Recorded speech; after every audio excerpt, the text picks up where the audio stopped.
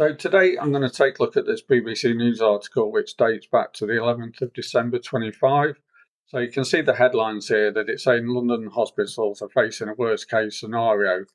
If we look at the opening paragraph, it says London hospitals are dealing with an unprecedented wave of superflu and facing a worst case scenario. Now we know that practically every winter they're facing being overwhelmed in a worst case scenario, so that's not exactly new. But the article refers to superflu. It seems like a case of if it scares, it airs, which is typically the BBC on subjects like this, and the media, in fact, because actually nowhere does it define what superflu is in this article or actually came up with this concept. So it's not clear whether it just means that it's transmitting faster or that those who get it are more seriously ill and likely to go into hospital, or whether it's a combination of both. But the interesting thing is literally a week later, the BBC then put up this much better article here saying, has flu peaked, and what the figures tell us. So it's actually written by three different people. It's not clear who wrote the other article. So it gives some really interesting information here. And actually from this graph, it seems pretty much like it was essentially the flu season started early, then peaked at a lower level than in some previous years. So if we search for superflu in this article, there's a bit here. It actually says, "Can we call it a superflu?" And it says that the phrase had come from the NHS to describe this outbreak, but it's not actually a medical term. And it doesn't mean that the virus has become more dangerous or harder to treat. And then it quotes this Professor Lawrence Young, who actually says here we go, it's actually misleading and frightening to call it superflu because it's just a variant. So what I'd like to know is why it took the BBC a week to actually kind of clarify this. It's also curious, actually, that 2 days after that article, they did another one again.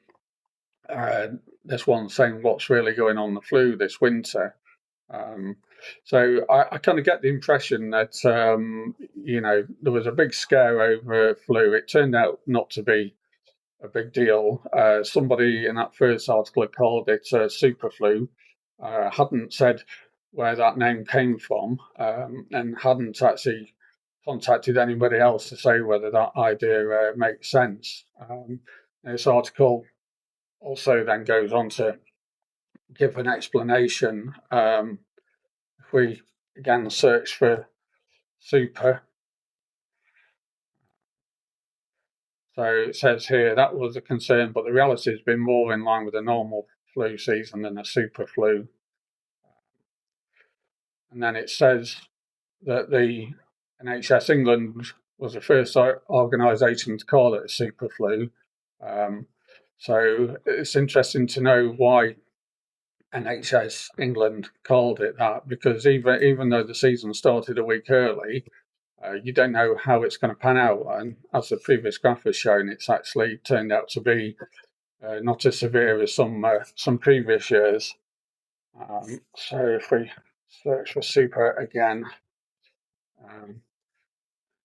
we'll see there's some more people that they've sought quotes from. So this Professor Nicola Lewis saying that there was no evidence that the virus was particularly different, and that she wouldn't use a description of superflu. So it's great that the BBC has put out these two subsequent articles that kind of clarify things. But it shows the shoddiness of this initial article here. That they don't define superflu, they don't get a more rounded perspective on whether people actually think superflu is an appropriate term for that. But like I say, it's pretty usual. It's the BBC, like everyone else in the media, they want to scare. And then if we look at this article here, it's actually more than a little ironic, because it actually says there have been claims that it is both a super flu and unprecedented across the media and even from NHS England. Yeah, definitely the media, but they don't actually specifically note that they themselves have been spreading this idea.